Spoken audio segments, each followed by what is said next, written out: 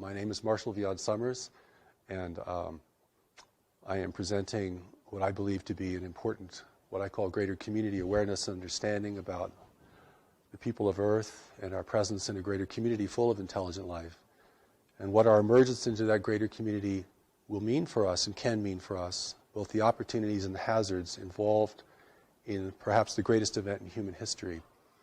And my background really is more as a minister. I left my work as a special ed teacher for the blind about almost 40 years ago, began to teach inner guidance, had a personal revelation in 1982, which confronted me with the voice that had been counseling me both in my inner guidance work and as a special educator.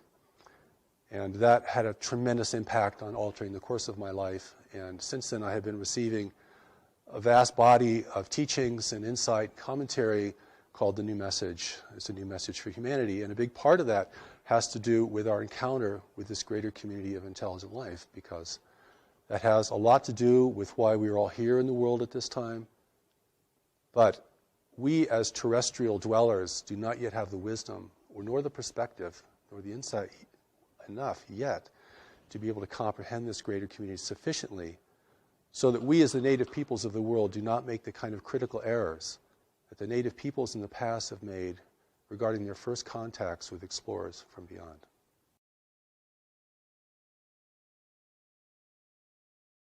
I consider the voice of the voice, the primary voice, to be an angelic voice. And it was this angelic voice that began to speak to me in my work with blind children. Because anyone who works with the handicapped has to be able to develop certain kinds of intuitive skills. You can't go by the book if you're really going to teach young people how to be independent livers or live independently. And so this voice grew in scope and power for me to such a point that it began to give me curricula to teach. And I taught that curriculum, and I also studied it. I also made myself the first student of my work always. And this built up to such a point that I had an epiphany of my own, because certainly that voice isn't here simply to make you feel comfortable or to make you happy, but to ask you to do something significant and to engage you in serving the world beyond what you had considered to be possible or even preferable before. So this voice experience has grown into a major aspect of my life and certainly the source of my work. And it was this voice that asked me to receive the Allies of Humanity briefings from a group of observers, off-planet observers, who were witnessing the extraterrestrial intervention in our world and wanted to provide us wisdom about that intervention to equip us and forearm us and forewarn us of what that could mean for us. We have a real disadvantage in encountering this greater community, and so the Allies of Humanity briefings are here to impart greater community knowledge and wisdom to us so that we may have this contact experience from a position of power and authority and responsibility. But the angelic voice is the voice of the new message. It's the voice that has presented all of my writings, all of my recordings, and now is beginning to reach people in other countries and around the world. So it has been quite an inexplicable journey. So whenever anyone asks me about my life and how did you come into this, I'm always bewildered as how I'm going to answer such a thing. And I think you understand this, because anyone who is connected beneath the surface of the mind, what you could call the higher self or the deeper self, begins to live a much more inexplicable life. And I know many of your readers and viewers understand this and experience this, as do the people who are gathered here today. The Allies of Humanity briefings are briefings from an extraterrestrial source. It's an authentic off-planet communication that I was asked to receive. And I should mention that when I was asked to receive this, I was very resistant to it. I just did not want to get involved in this arena called the extraterrestrial presence in the world. But before, in 1996, I was preparing Greater Community Spirituality, which is a very core book to the New Message teachings. And of course, it deals a great deal with the greater community understanding God at the level of the greater community, understanding our association, our individual association with the universe full of intelligent life, what wisdom means there, the things that we do not yet understand in order to function there responsibly and effectively. And it was this voice that asked me to receive an off-planet source called the Allies of Humanity. And I finally relented because after a while, freedom is no choice in that sense. And that began the briefings, the transmission of the briefings.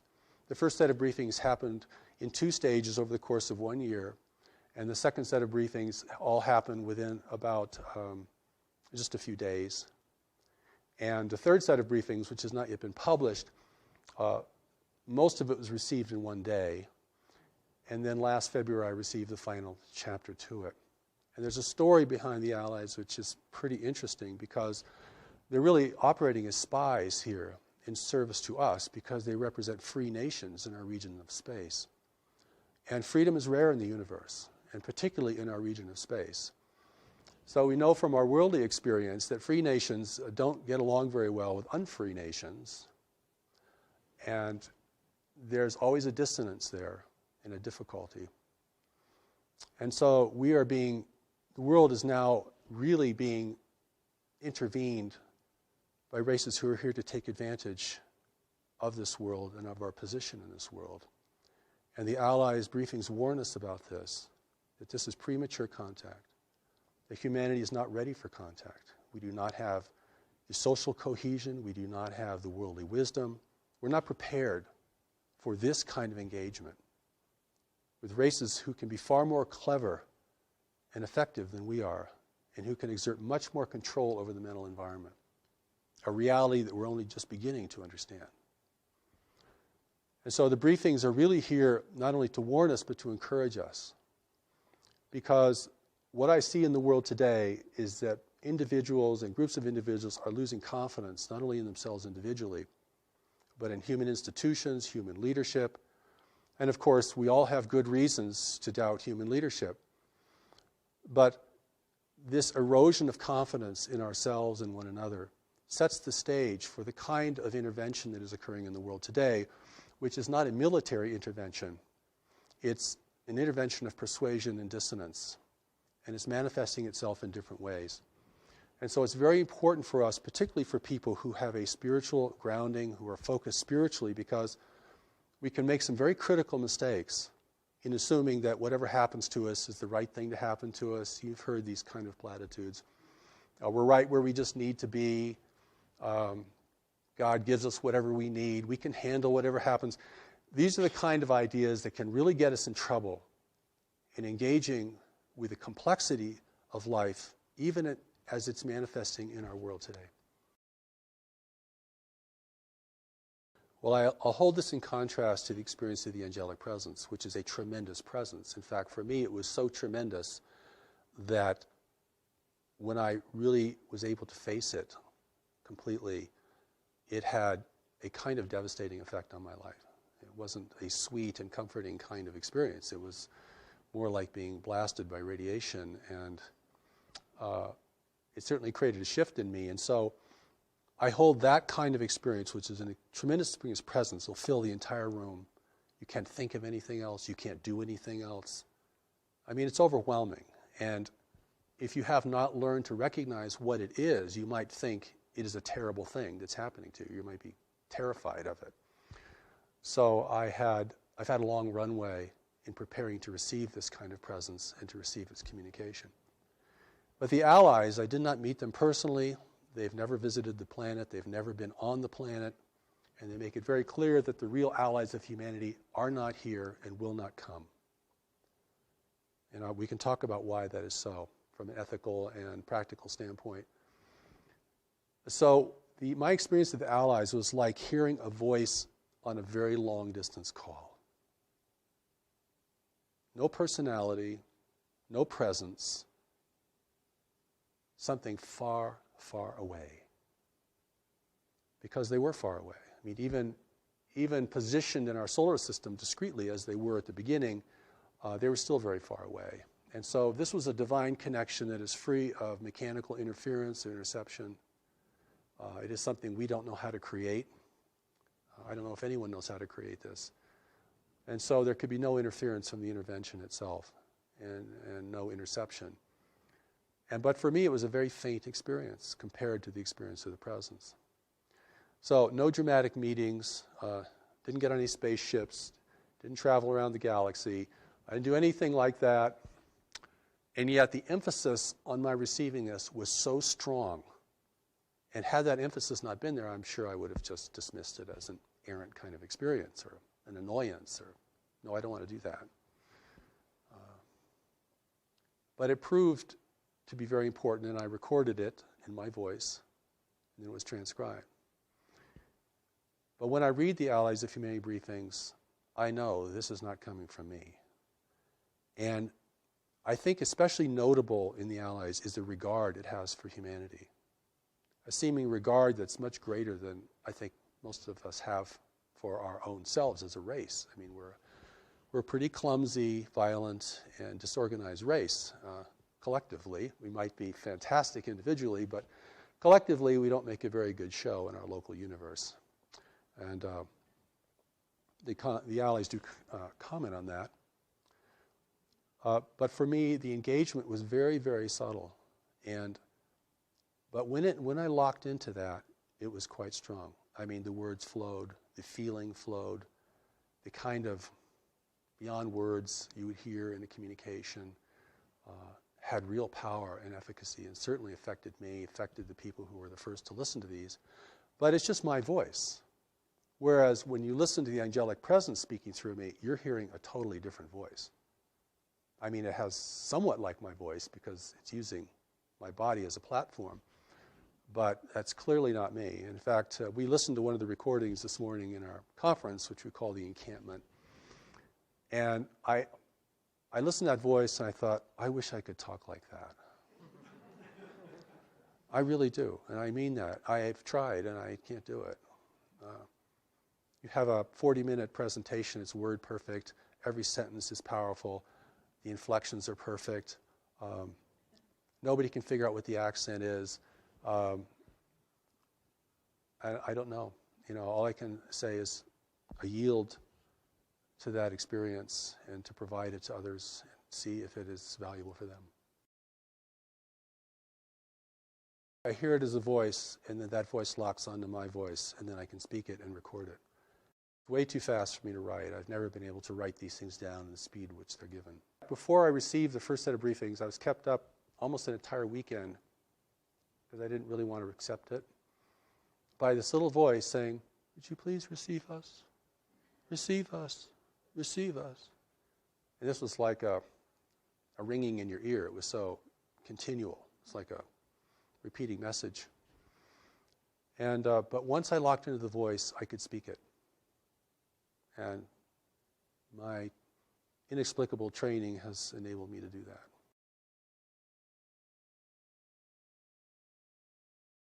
Completely different. The contrast couldn't be greater. No presence, no sense of anyone nearby. You're hearing something very, very distant. No, it's like it's coming through a tube. Like someone speaking through a long tube. And that's one of the ways that I knew that it was something very different. And that's why at the beginning I was resistant, because I just didn't want to deal with voices I don't know. And particularly if they claim to be off-planet and physical and things like that. But what they reveal, I think, is pretty remarkable and very clear and very shocking. And not only shocking in terms of what we don't know, but shocking in terms of what we might reconsider that we think we already know about the extraterrestrial presence and what it means for our world.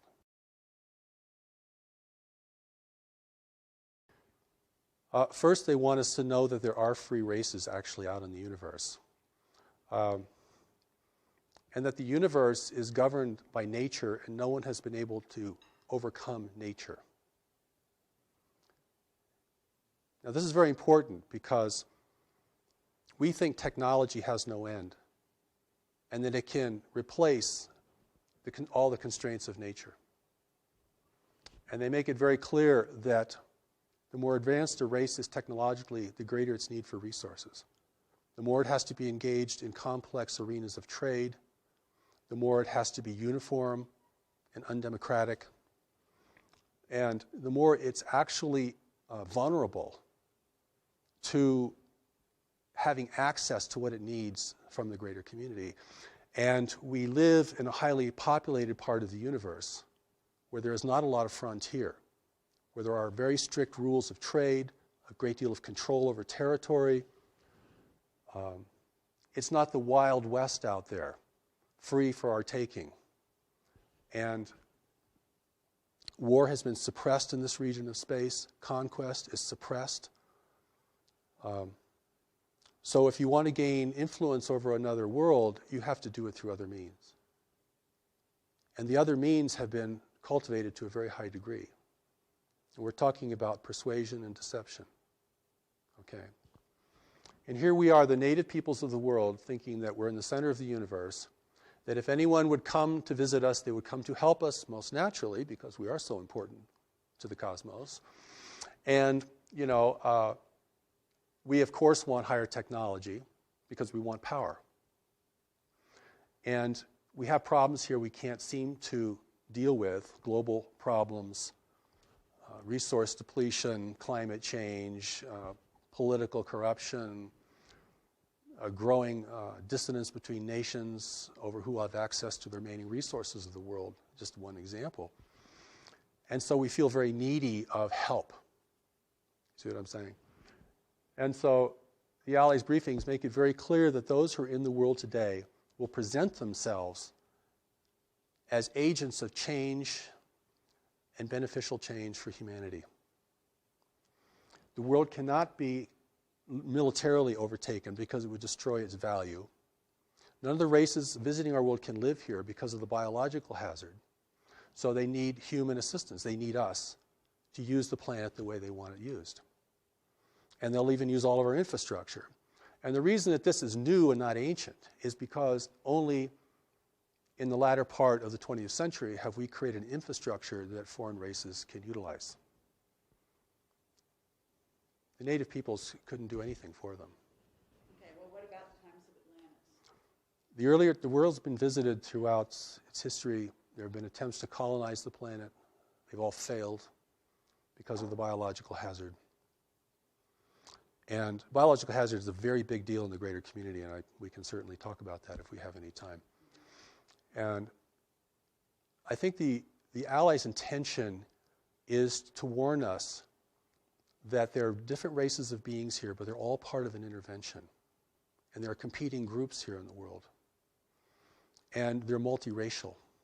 So we may see them in different forms.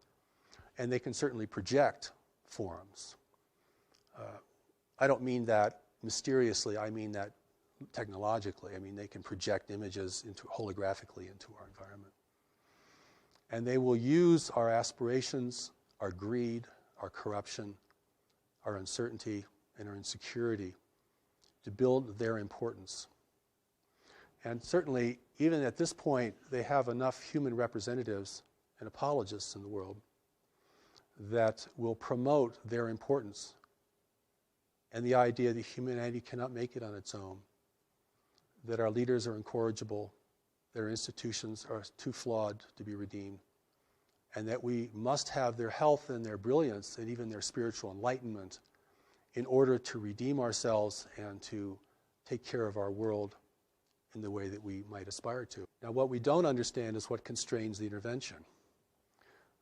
People say, well, if they want the place, they should just come take it. I mean, if they're not taken by force, it means they're probably not violent, or they're probably not here to harm us in any way. But see, there's so many missing pieces to this puzzle that we can't add, that I think the briefings attempt to add in the most clearest and lucid manner possible. I mean, your 10-year-old could read The Allies of Humanity and get it. Okay, so it doesn't require a highly sophisticated notion of dimensions or dimensionality or spiritual dimension or political astuteness in order to read the Allies briefings and realize what they're telling you. Is they're telling you you're facing a subtle invasion that is not here to destroy you, but to utilize you, and will use your strengths and your witnesses and your adaptability to this world, which they do not possess, in order to establish their own agenda here. All they can do that is through genetic manipulation. But even genetic manipulation is a very time-consuming and difficult task. And that's why the intervention has taken a very slow pathway. It just happens to be the most effective way to ingrain yourself in the consciousness, in the biological reality.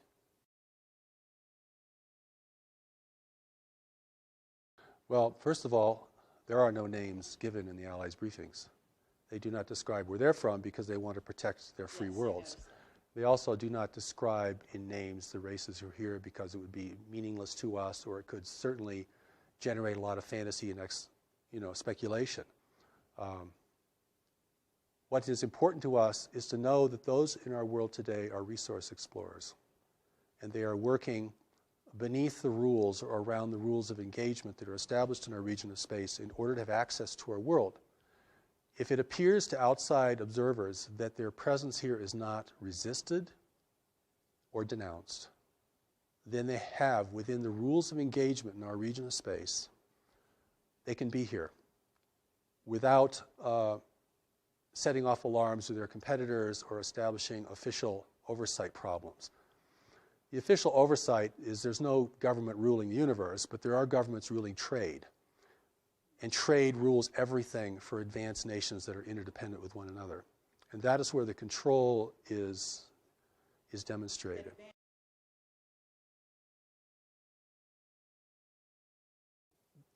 Whenever I talk about this, I have to kind of paint a picture in the background because the picture is very different than what most people think today. We either think that the off-planet intelligences and races are either very demonic or very angelic. Or we think there are good ones and bad ones. There are good guys out there who are going to help us, and there are bad guys who are not going to help us. The briefings themselves kind of set the record straight that in order to create an unambiguous situation on Earth, those potential groups who were visiting at earlier times are not here because we don't have the ability to discern, we don't have the subtlety or the insight to discern friend from foe. You cannot tell an ally from an adversary unless you're very skilled in the mental environment. Very intuitive, very insightful, literally a seer. Okay? Because they're presenting themselves as the saviors of humanity. And in the background, they're taking people and never returning them. In the background, they're building a new human. Not to replace us, but to determine our direction. I'm often also asked, and I never like these questions very much, but I'm often asked, is our president an extraterrestrial or is our leaders? I think the thing to understand here, because I've had an opportunity both through the Allies briefings and through the greater community teachings of the new message, which go way, way beyond the Allies themselves, is that those individuals that are being prepared to be in the world are here to advise the leaders. They're psychic, they're powerful, they're brilliant. You can recognize them if you have the eyes to see, but most people will not recognize them. They're not in positions of leadership, they're unaccountable to the public, you will rarely see them on camera. This is how an intelligent race gains ability and influence and control without the people knowing it.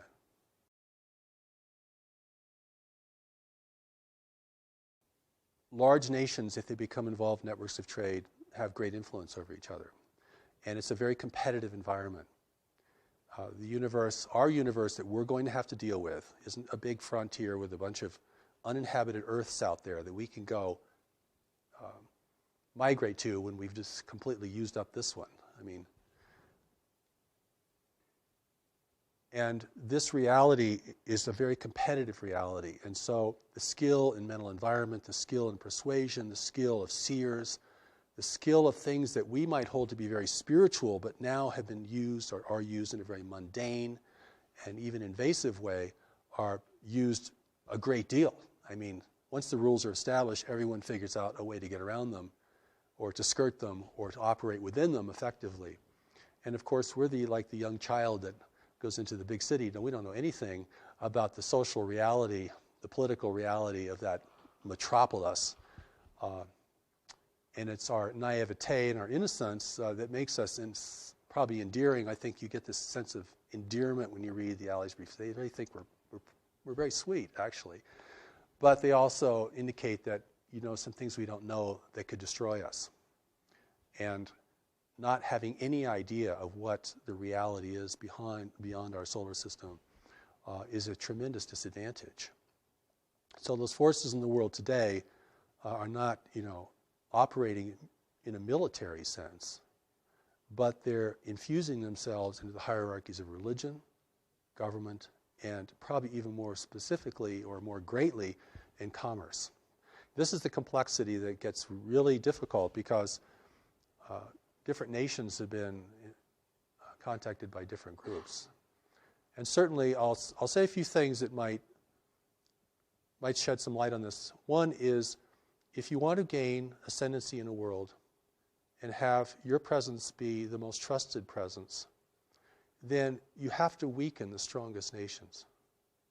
And one of the ways you weaken a strong nation is by engaging it in intractable conflicts.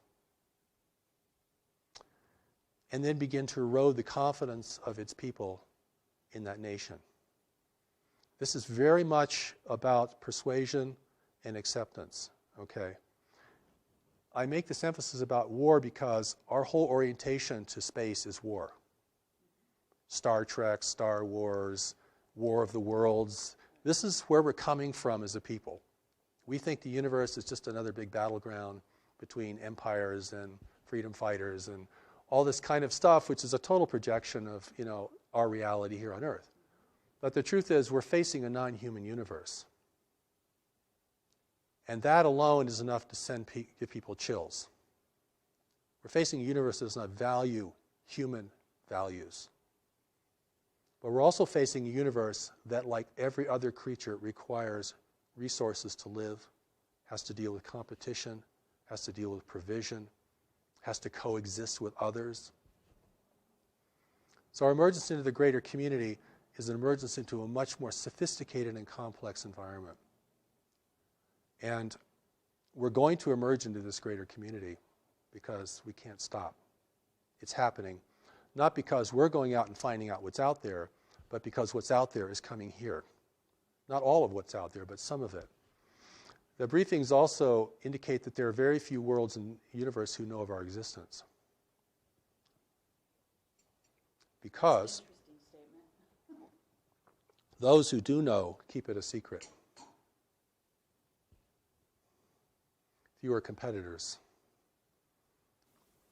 It's in this is the Alley's briefings talk about this, as well as the New Message Greater Community teachings, is that we're following a very normal path of self-destruction, that most races that become technologically endowed begin to outstrip their world's resources and are usually engaged in the greater community not because of their explorations, but because the greater community arrives, offering gifts with its secret plans.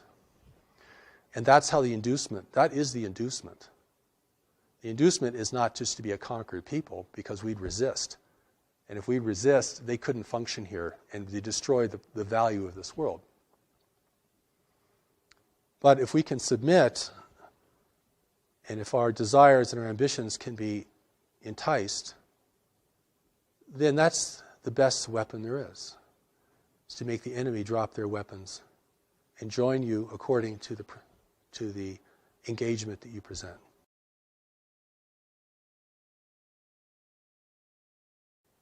We're, even today, even in the world even without an extraterrestrial presence here, we're starting to learn about the power of influence. This is not, in most places in the world, this is not gunboat diplomacy anymore. This is about dependence. a nation becomes dependent upon what you purchase from them or provide them, then without changing their flag or their language, you begin to determine the course of their destiny. You don't really want to occupy them because that is way too expensive and difficult. You don't want them to resist you because that's way too difficult.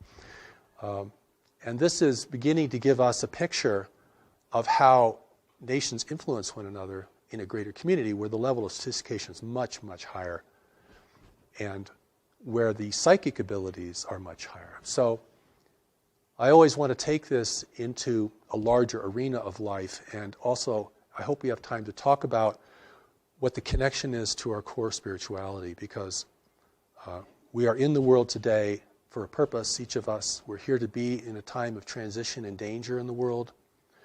You know, the greater community, certainly many people feel connected to it anyway for reasons that they probably can't explain very well. And it's certainly going to be part of our collective and individual destiny. The fact that it's still, barred from the social discourse doesn't diminish the fact that it's essentially important to our future and to what kind of world we're going to have. But it's very muddy water. And even the truth has been so sullied. I gave a presentation in Denver about 10 years ago to a group there, and a young man came out and he said to me afterwards, he said, there hasn't been anything clean about the extraterrestrial presence for 25 years. And so, we have to look now at what our relationship with this greater community is, our relationship with this intervention. I mean, not the whole universe is intervening here. I mean, we're just part of a larger environment, and we've come of age. We've reached puberty technologically, okay? We're now subject to greater interests, and we're also destroying the planet, the wealth of the planet, the wealth that others would value. It's biological wealth. When I say resources, I'm not talking about, coal seams. I'm not talking about the kinds of things that we think are really important. I'm talking about biological elements in a universe of barren worlds. I'm talking about blood, talking about plasma, talking about cellulose. I'm talking about the building blocks of life. This is precious stuff. The recent Allies briefings say, you have no idea how important a tree is. So it's really important for us to begin to get a more greater community perspective, if that's possible, than simply projecting all of our values out onto space, which will never really inform us of what we're dealing with. And that's what I think the Allies briefings, the greater community teachings of the new message, give us an opportunity to step out of this and to see the universe in a more prosaic manner, not a multi-dimensional, not in a way that, is extremely subtle, but in a way that's manifest. Because we have to deal with the manifest reality before we can deal with the subtle reality. If we're running out of money, or if we've got a tumor in our side, right? Or if we've just lost our house, that's a lot more important than our meditation practice for that day. And so it's the manifest reality we have to begin to get a handle on. And that's not as complex, I don't feel as complex, or as mystical, because this is level confusion. Level confusion is a real problem here, because there are different levels, and the levels present different kinds of things to us. But if we miss the fundamental level, that we're the native peoples of the world, encountering resource explorers that we know nothing about, whose intentions are never revealed, whose activities are surreptitious, whose impact upon people is generally destructive and manipulative, then we have to deal with it at that level primarily if we're going to be a free race in the future. And if we can't deal with it at that level, if we get lost in the dimensionality of this whole phenomenon, which is big, we're going to sell the world away or give it away. And we're going to do that. It won't be taken from us. That's the difference. You see, this is where human responsibility or ability to respond becomes critical. In the New Message teachings, one of the important things about greater community spirituality of the universe, is this reality of knowledge. Because, and I'm going to use this word in a different way. I'm not talking about information or book learning or what we learned in high school or the university. I'm going to talk about knowledge as a deeper mind. We can call it higher self, Christ self, Buddha self, whatever. This mind operates beneath the surface of our worldly mind, our intellect, which is pretty much totally conditioned. I mean, you're never going to totally recondition your personal mind. I mean, it is thinking how culture thinks. It is thinking according to our biological and social realities. It can think better, and it can be valuable, but it is very, very ingrained. And I want to take knowledge out of the religious realm, if I can, or the high spiritual realm, because there's so many things associated with it, and bring it down into a kind of a consciousness baseline. This is the well of what you know and can know, and your ability to know. This is the part of you that's still connected to God. It's not the part of you that's living a soul journeying through manifest reality. This is the part of you that didn't leave, that isn't journeying through manifest reality, or it's going with you, but it's not on that journey. This is the only part of us that cannot be manipulated by any worldly, extraterrestrial, interdimensional, anything. And this is important because this is the source of our strength and our integrity and our ability to see. If that does not become the emphasis of an evolving humanity, then we will be seduced en masse. And we'll be seduced in a way we never thought we'd be seduced. And how we'll be seduced is being offered what we want, which is the most deceptive form of seduction there is. Beauty, wealth, and power is part of that, certainly. And we're very primed for it. I mean, as the world becomes more disorderly, as resource depletion continues, as nations become more fractious with one another, and we're entirely able to make our own war, by the way. We don't need any help from beyond to do that. We're very good at that. We've been doing that for a long time, and nobody has to teach us anything about that. But the wars that we become engaged with, particularly in larger powers, do have a purpose for the intervention. If the only nations that could really rally the world are weakened sufficiently through intractable conflicts, and if the two or three strongest nations of the world are repitched in opposition to each other, or that's fortified, there will never be a consensus here. And that doesn't take as much intervention as you might think. Because everything that happens that we do is a result of our decision making. And what influences our decision making is what informs our decisions. And this is where the power of knowledge becomes centrally important. And this is where our spirituality isn't just a wondrous place to be, or a place to escape into, or a coping mechanism for dealing with a harsh and incomprehensible world, but becomes the traction for really being powerful here, and insightful, and beyond persuasion. And this is the part of us, amongst other things we have to develop, that's very core to our success, in my view. The Allies briefings talk about this. The power of knowledge is the greatest power in the universe, and the intervention's not using it, or they wouldn't be here. At that level, you can see this clearly. This is not a mystery. I've gone to conferences that said, this is not a mystery. And everyone's like, what? Because keeping it a mystery is part of the deception. We're going to keep this so inexplicable, and we'll never get it, and it's magnificent. It keeps the adventure going. Like, this is an adventure in consciousness, to study these things. That's one line of thought. So when I've gone to speak to groups of people and presented the Allies briefings in as gentle and compassionate way I can, I mean, the resistance is tremendous, because it's like I'm taking people's parade away from them. I'm taking their lollipop away from them. I'm depriving them of this really exciting thing that's going on and turning it into just another damn thing we have to deal with in life.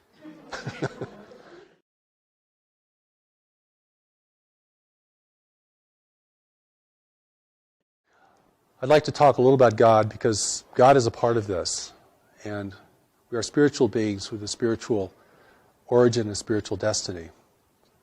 And I think our spirituality is actually one of the core strengths of humanity in a universe of highly technological and secular worlds, which predominate in our region of space.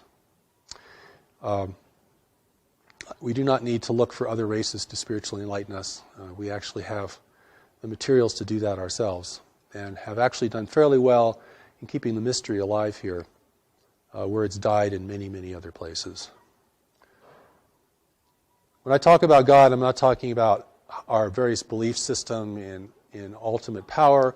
And of course, whenever the word God is mentioned, people run into all their dissonance about religion and all issues about religion and organized religion and so forth, except to say that the thing that is going to enable humanity to enter into this greater community as a free and self-determined race is going to have a lot to do with our spirituality.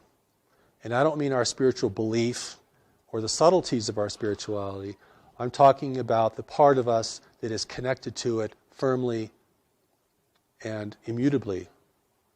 Because if that's the only part of us that cannot be manipulated by any worldly or otherworldly force, then that represents the source of our wisdom, our strength, and our unity with each other. Because in facing the intervention in the greater community, we are certainly facing an adversity that we're unaccustomed to and do not really know how to discern very well. And I don't think anyone in government really knows how to discern it either. I don't think there's a secret group that's got all the cards on the table. And they're being influenced as well. So it comes down to what people see and know and their responsibility within themselves and to others. Because this is what enables the native race to rally and to begin to question, at least question at the outset, the meaning and the value of this. If we're hungry for technology from beyond the world, which is part of the inducement, it's liquor for the natives, for sure. If we want others to come and rescue us, that will be accommodated. If we want an overseer in the world that's non-human, that will be provided. But it's really, we have to grow up and become responsible. We're going to enter this greater community. You can't have a nation run by tribal conflict and warring nations. And so in adversity here is the opportunity. And the opportunity is the intervention and the breakdown of environmental stability in the world are the two things that can prompt humanity to unite in its own defense. It has to be that powerful to overcome our attitudes, our beliefs, our history between nations, the contention between religions, all the things that fracture us and are fracturing us further and further and further, most of which we're doing on our own. The interventions can step back and just let us degrade ourselves down. They'll help us do that in certain ways. But I mean, we're doing a pretty good job, even if we didn't get any assistance. The opportunity here is really that humanity has to unite to be in the greater community. There are three requirements for freedom in the universe: self-sufficiency, unity, and discretion. Now, we're clearly losing our self-sufficiency at an alarming rate. And we're spending tomorrow's inheritance like there was no inheritance. We're selling our children out, frankly. We're going to use up everything as fast as possible, always thinking that the well will never go dry. And the world is going to reshape itself to assist us in that as we degrade the planet and change its natural balances, which have enabled the rise of human civilization. Those balances, if they become imbalances, can reverse that process. We have to become united, not that we're all clones of each other or we all live under one flag, but the cooperation is, united we survive the greater community, divided we fail to it, we fall to it, eventually. And the third is discretion. We're broadcasting out into space our wars, our foolishness, our comedies, our tragedies, everything. Discrete observer may never understand our nature, but they can certainly understand our tendencies and behavior. That will have to stop. Free nations do not broadcast, except to each other in ways that are very safely encoded. The price of freedom in the universe is unity, self-sufficiency, and discretion. If we require other nations to provide our core resources here, human freedom will be lost. I don't care what your political persuasion is, what country you come from, what your religious belief is, what inner voices you listen to. That's the name of the game. I mean, I've spoken to conspiracy groups before, and human unity is just a big flag. It's a red flag. When I talk about unity, I'm talking about responsible management of the planet and cessation of human conflict. Not just purely for moral or ethical reasons, but for really practical reasons. I mean, we're going to have to protect the arable land of the world. We're going to have to protect fresh water and renew fresh water. We're going to have to do all this stuff, or we are not going to have a future, or not a desirable one, certainly. And that is part of the reason the intervention's here. The other part of the reason the intervention's here is we're at the threshold of becoming technologically powerful enough to discern it effectively and to communicate out into space that we don't want anyone messing with us. Stay away, please. We're not ready. We'll let you know when we're ready. That's why the real allies of humanity, or races that could become the allies of humanity, are not interfering in the world today, because it's highly unethical for them to do that. Even if they wanted to help us grow and become peaceful and peace-loving, they would have to control us to do that. Or they would just send their wisdom, like in the Allies briefing. They just send their wisdom. They're not sending, advisors down here to encourage us, persuade us. See what I'm saying? There's a big difference between sharing wisdom with somebody and beginning to control their life, or trying to control the life or the outcome. I don't consider the intervention to be evil. I think it's just self-interest in the universe. And we have things they need, and they really need them. So there's a lot of myths here that have to be blown up about, self-sufficiency and free energy, which is a total myth, by the way, in my view. I mean, there's no free lunch in the universe.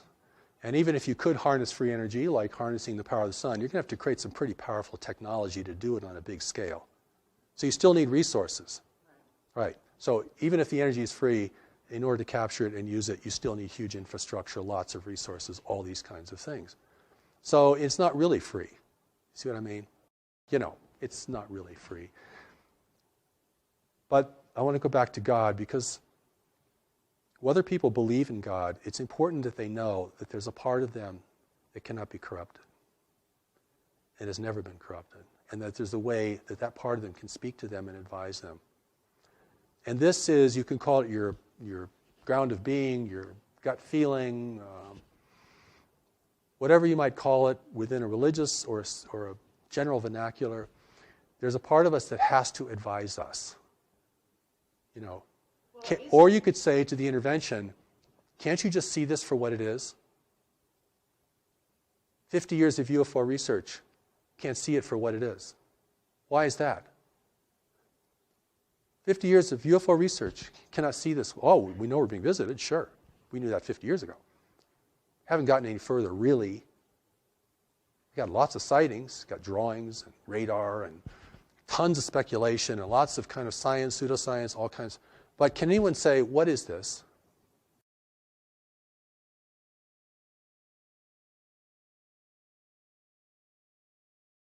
In the way that my understanding has evolved and what's been presented to me over these many years is that don't usually use the word soul very much. I describe it more as a part of us that's still connected to God, that's very wise and looks on everything with much greater discernment and depth. There's a part of us that is disconnected from God, and we live in the part most of the time that is disconnected. And that's almost the price of being in the world. Because if you really had full God awareness, you either wouldn't want to be here. It's way too dissonant. Or you'd have to be here on a major mission, and you garner a lot of resistance. And that, in that sense, that's enough. If you know that a part of you is wise and a part of you is not wise. and you can distinguish that on an increasing basis in your own experience, then whatever your religious affiliation or belief or ideology might be, you can relate to this. I mean, people know what I'm talking about. You know, when I've gone to foreign countries and talked about the intervention, oh, they know, no problem getting that. Hey, we've been intervened with for centuries. We're being manipulated, right? I mean, there's no pretense of freedom and democracy and, you know, nobody can affect us because, you know, we're God's chosen race. And people know exactly what you're talking about. I mean, it's just from a different source. Oh, okay. Yeah, I can get that. And so it's this ability to see, recognize, and know things that's going to be very key. And it's, you know, it's under the radar of the intellectual conversation. And in my view, it ends up in the final hour being the most important thing. Because we're never going to fully understand the intervention, how it works. We might finally figure out its impact on our governments and the way they behave, which I think a lot is being done there. I think on our end of the spectrum, we're putting a lot of things together. Because that's the part of us that's going to capitulate first. You know, and I want to say one more thing about that, if we have time. One of the arguments for intervention is that intervention threatens our economic interests. And therefore, our economic interests, you want to thwart intervention.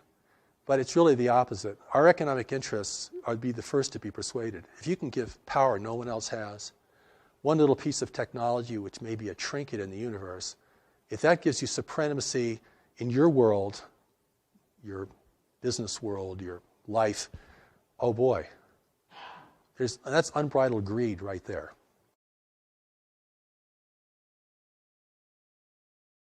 Well, I don't think it's a done deal because there are elements in our government, this is what the Allies talk about. They don't really talk about our government because they don't really know much about our government, except that we transmit everything. Even the government transmissions can be, somebody could sit out there and read just our entire script, you know what I'm saying? There are factions within our government that are aware of the intervention and support it, and there are factions that resist it. So this becomes very complex. I mean, when we talk about they've all been bought off, no. Has the government's all been bought off? No. The situation is much more fluid than that. Okay. Or it is a done deal. And we're just, you know, underlings that are just going to complain and revolt and, you know, make a lot of noise and nothing's going to happen. The situation, the outcome has not been determined. And this is very important. Otherwise, you're really going to disempower people. And it's a very complex situation because we're talking about influence permeating lots of parts of our life and in ways that we are beginning to understand. The other part of this equation is the intervention itself. What guides it, what restrains it, what it can and cannot do, how it has to behave here because it's being watched by other nations. And so if it appears, like I said before, if it appears that we are at least tolerating its presence, if it appears that we're accepting and benefiting its presence, then it looks like we are granting them permission to do whatever they want to do here. I mean, if there's appearance of resistance here, opposition and resistance, that's powerful. Even if it comes from, you know, the public. See what I'm saying? We don't know who's a white hat and who isn't a white hat in the government. And certain people certainly are, we can suspect in other ways, but it's what are we going to do? What are you going to do? In your position, you have influence and can present many things to many people. What can I do? What can the people in this room do? What can anybody do? I mean, the first thing I think we have to do is begin to recognize this reality is occurring and that we have a responsibility to deal with it. If we think it's all going to be our government that's going to negotiate the outcome, we've already seceded our personal responsibility, regardless of the makeup of the government. I mean, the government may be more diluted than we are and much more influenced. And so, and that is, this is a real power to the people kind of message, you see. And I mean, even if you broadcast on shortwave out in the universe, you know, we don't want intervention. We don't welcome intervention. You know, anything, any demonstration of resistance. You know, I've been invited to speak at conferences, and I'll go to these conferences. I'm the only person who questions the extraterrestrial motivation. Everyone else is completely sold on it. It's groovy, at least some of them are good. And we're going to get into this because this is really exciting, and boy, we're going to get so much good stuff from these people. But we know as human beings that if you want something from someone, you can never discern them. You want something from the intervention? You've already given your power away. You're going to be blind because of what you want, or what you think you need, or what you think only they can give you. And what can they give us? They're not going to give us real technology. We turn it into weaponry and probably, destroy the infrastructure of the world. They're not going to give us spiritual wisdom, or we wouldn't want intervention. They're not going to give us, high integrity, because if we had high integrity, we'd realize we're being messed with and we want everyone out of here. You all go home, please. We're not ready for you. We'll let you know when we're ready. When we establish our own rules of engagement in this planet and our own ethics of contact, then we will see who amongst we want to communicate with. That's from a position of power and authority. Listen, the Japanese kept the Europeans out for 200 years. And how they did it was they burned every ship that entered their region. Not very nice. But the message got pretty clear. And after a while, the ships stopped coming, right?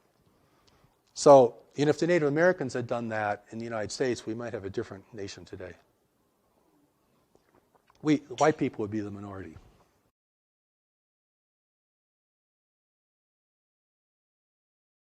I would say that we can be ready, and we're not quite ready. We have the resources to be ready. We know more about this planet than any other race in the universe. We're the only race in the universe who could survive here successfully without a great deal of adaptation. We know more about our nature than any other race in the universe. We know more about our history and our tendencies than anyone else in the universe. And that if other nations want to help us, they should share us their wisdom about what life is really like and the pitfalls and dangers of functioning in a greater community. So my emphasis through all of my work is to empower people to be strong, effective, and compassionate. But we're going to need strength. I put that first, because you can't be messing around in the face of the greater community. This is big time life.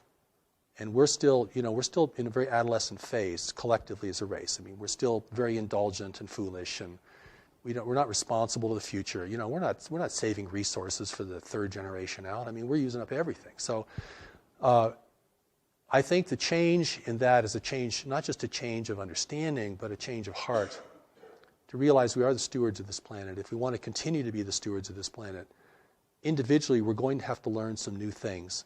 And we're going to have to become really strong and honest and effective in our lives. And this is about individuals now. This is not about going to change the government. I think that's pretty hopeless as the first step.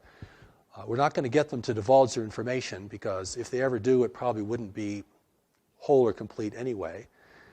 And so, but we do need to learn about the greater community itself. We do need to learn about our personal strengths and responsibilities. We certainly all have to get our own house in order, personally, individually. And that's kind of that's a great starting place, of course. But, humanity can never give up. And the intervention is either here to win us over or discourage us from resisting. That's the power of persuasion. And I look around, I see, many people are on a downward spiral. They're losing heart, they're losing faith, they don't know how to handle their life. They're getting very discouraged by what they see in the world around them. Their own sense of inadequacy can overtake them. So, you have to build the person up. If you want to take them into a battle of who's going to control this world in the future. And this is a battle at another level, all right? This is like warfare at another level. Okay, we're not going to be clubbing each other over the head. But we are going to be determining, what has power and meaning in the world. And that's why, in my work, we present the steps to knowledge. It's available online. You can go read The Allies of Humanity at alliesofhumanity.org. Go to newmessage.org and study Steps to Knowledge. Putting tremendous things available so we can reach people not only in the Western nations, but all around the world. And something like 60% of the planet has access to cell phones now. It's amazing. And so that education and orientation has to happen, because no one on earth is going to win if an intervention is successful here. There are no winners amongst us. The profiteers will be subjugated just like the rest of us in a controlled world. And, we're rich or poor, whatever our race, nationality, we're in this together. This is our world. And we're going to have to really re-earn the right to have it be our world. We're going to have to clean it up. We're going to have to build kind of networks of cooperation even just to do that. So I'm talking about something very expansive, very complex, but the incentive has to be there. And the incentive isn't just for wonderful things.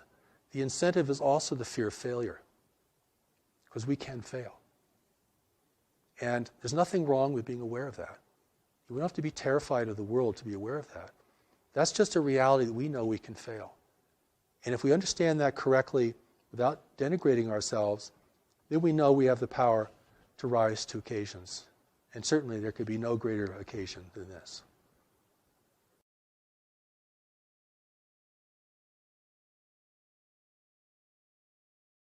The Allies of Humanity briefings are at alliesofhumanity.org. We're a nonprofit organization. And the first Allies set of briefings is up there for everyone to read. It's also available in ebook now.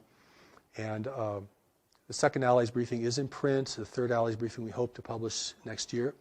One of the seminal works on the greater community for us is called Life in the Universe, which we plan to publish next year through New Knowledge Library. And we'll send out announcements and so forth. Our main website is newmessage.org, and there you can receive much of the New Message teaching is available online, both in audio, the original voice of Revelation, what people can hear. That's the voice that spoke to me, that was recorded, and you can hear that. As well as, we made a tremendous amount of things available to people, as well as elements for study and application, greater community education, all these kinds of things. We really want people to have access to this, and we welcome your participation. There is the Declaration of Human Sovereignty, which is a document modeled after the Declaration of Independence. It's kind of a statement indicating to the universe our will as the people of Earth, our rights. We establish our rights.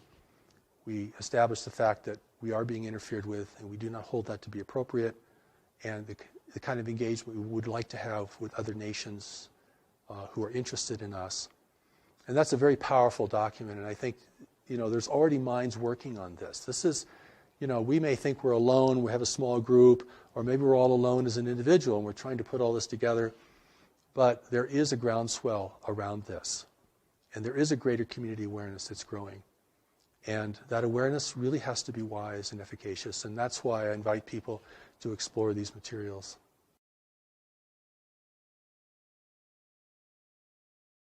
I'll deal with the prosaic first, and the things that we can all touch upon is the fact that food, water, and energy are declining resources in the world, and will be increasingly so. And those things, which seem the most ordinary kinds of things, may in the end prove the most difficult for us.